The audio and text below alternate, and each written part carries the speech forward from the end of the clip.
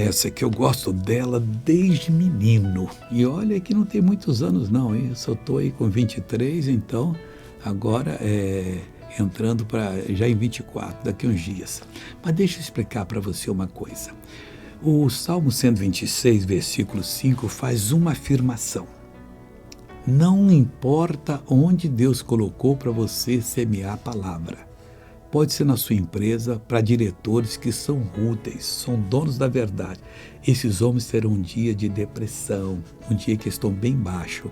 Prepare-se para colocar as palavras. Vai tratando bem, vai criando um ambiente favorável, porque quem semeia em lágrimas, cegará com alegria. Ainda que seja difícil, você está chorando para plantar a semente, quando a semente produzir, você vai cegar com alegria. Aquela alma vai ser de Jesus e será a sua satisfação por toda a vida.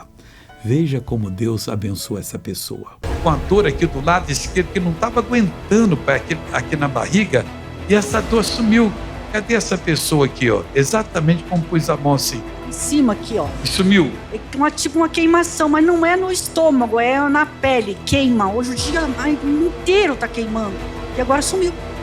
Agora vamos orar? Pai, em nome de Jesus, nós unimos a fé para abençoar tantos quantos estão em sofrimento, tantos quantos precisam da tua ajuda.